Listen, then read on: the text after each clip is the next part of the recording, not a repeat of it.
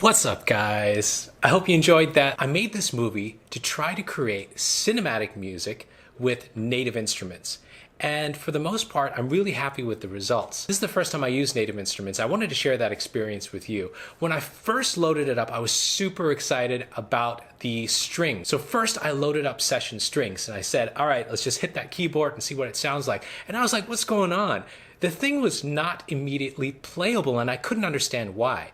And then I realized that session strings, emotive strings, and action strings, they're much more programmable than they are playable. So at first I was kind of disappointed, but I kind of got used to it. I ended up getting some really interesting results that I'm quite happy with. Now the strings that are playable are the ensemble strings that are also included with native instruments. I could not find a solo violin or a solo cello in all of the native instruments library. So when I wanted that super clear solo cello, guess what I went back to?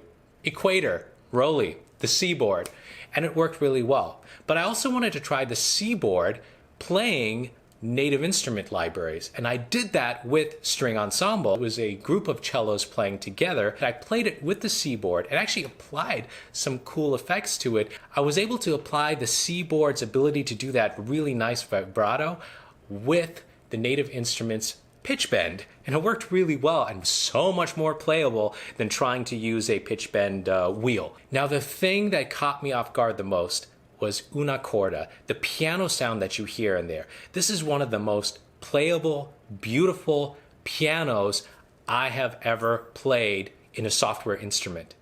This thing is so fun to play. The sounds are incredible. I mean, I could just load up una corda, play around with the settings a little bit, and get a sound that is so inspiring and so creative, and this just starts to spark all these ideas. And I've done it so much since then on several of my tracks, some I haven't released yet. I actually used una corda and I'm so happy with it. Towards the end, you will see that I used DrumLab, which is another native instrument.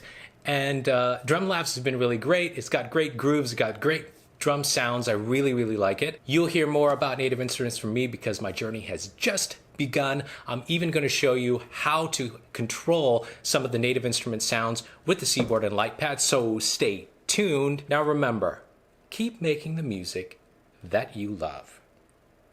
If you like this video, hit the like button and subscribe for more, and I will see you guys later.